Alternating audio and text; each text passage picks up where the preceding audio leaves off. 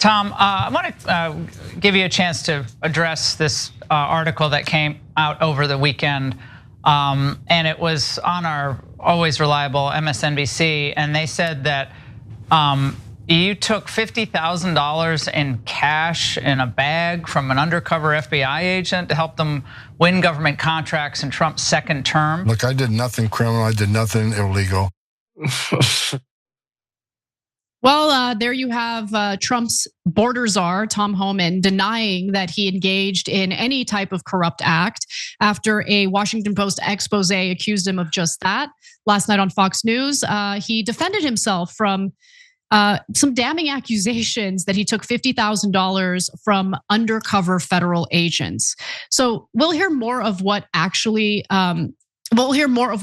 wasn't really a denial in a moment. But before we do, you had an instant reaction to that, Waz. I want to know what you're thinking. It's just what you said. He didn't deny taking the $50,000. He just said, "Oh, I didn't commit any crimes.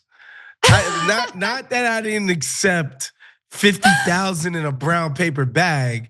He says, "I haven't committed a single crime." Okay, so the reporting indicates that he took the $50,000 in a kava bag. So I'm just trying to imagine like what preceded that moment, right? Like the person who allegedly bribed him went to kava, had themselves a good hummus bowl, enjoyed it, and then saved the bag to put the cash in, and then engage in this alleged corruption. Okay, so Tom Homan was recorded in September of 2024 accepting a bag with $50,000 in cash in an undercover FBI investigation. The cash payment, which was made inside a bag from the food chain Kava, grew out of a long-running counterintelligence investigation that had not been targeting Homan, according to the People. So that's interesting. So just to make sure you caught that, again, the interaction was apparently recorded on audio tape.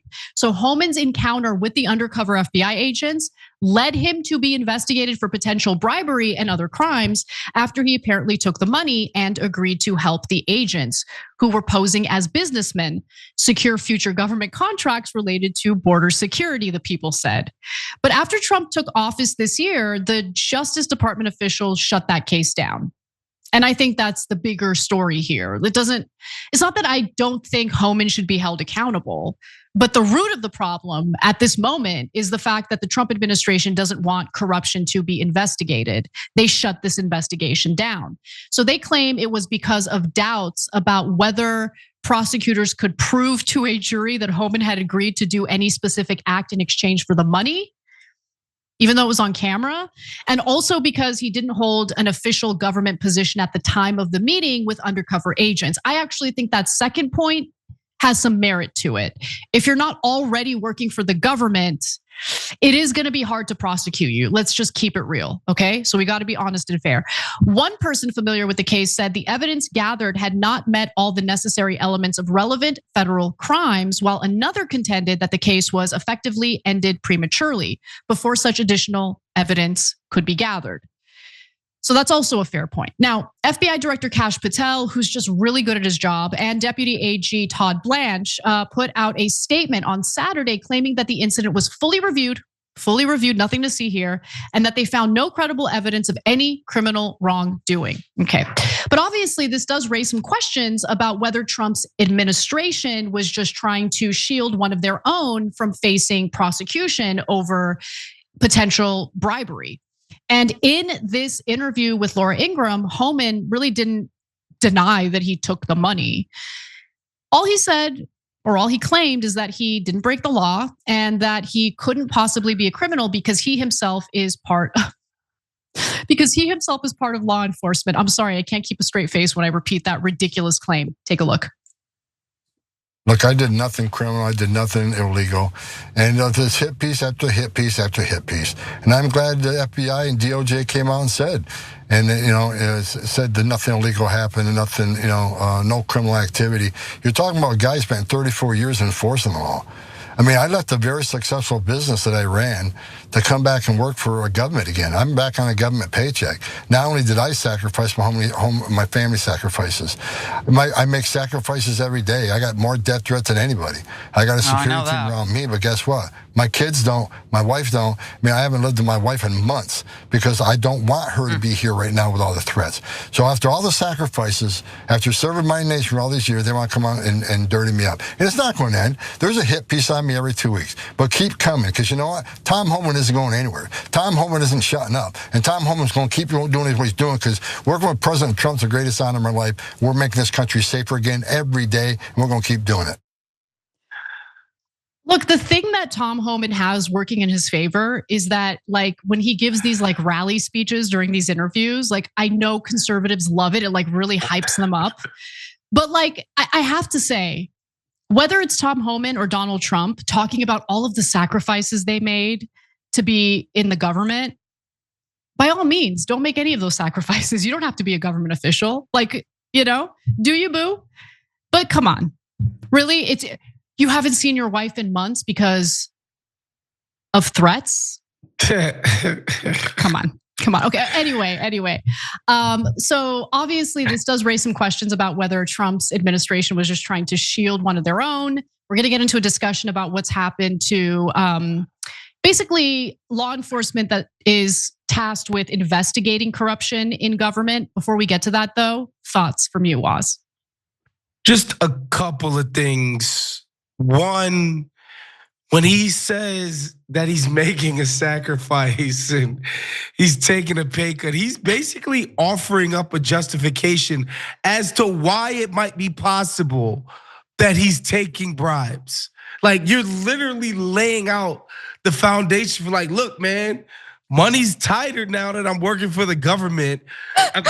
A bribe would be that, like, it's all I'm hearing is like, yeah, this sounds like reasons people would come up with telling themselves why they should take bribes. Another thing that people need to understand is that in the courts, they've basically made it so that it's really hard to prosecute somebody for corruption.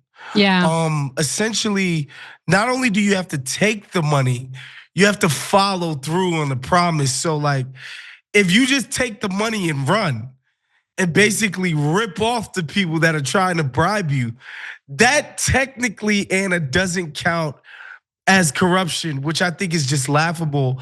Really? I think I disagree with you on that.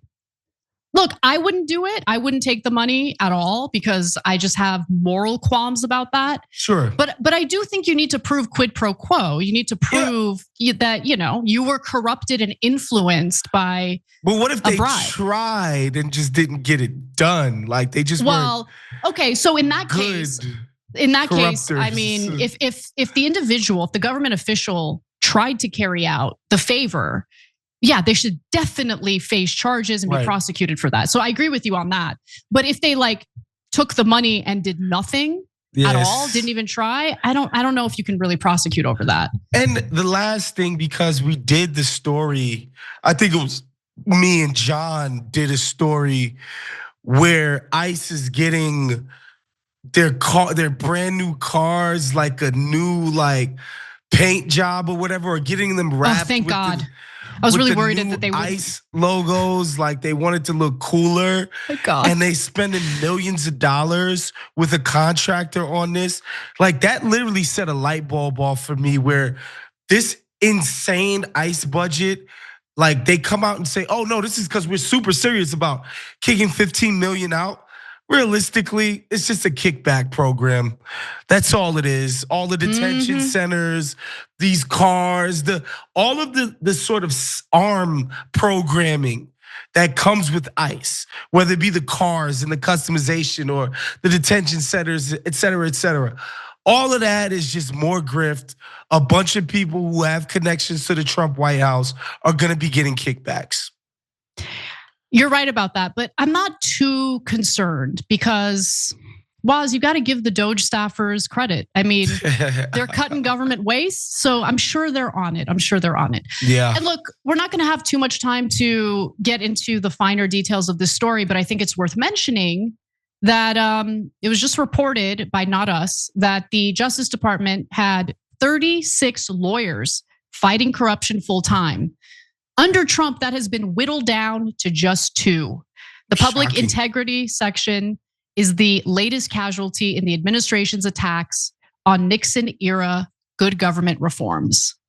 Yeah, tackling corruption, unsurprisingly, not a priority for the Trump administration. You would think they'd want to at the very least, sick those 36 lawyers on Democrat corruption, at least. But I guess not. Yeah, I guess not. And by the way, I don't care, Democrat, Republican, if there's corruption happening, absolutely. Get them out of here. But no, I mean, get rid of all the lawyers, as many of the lawyers as we can, because ain't nothing more corrupt than what we've been seeing in the Trump administration so far. Every time you ring the bell below, an angel gets his wings. Totally not true, but it does keep you updated on our live shows.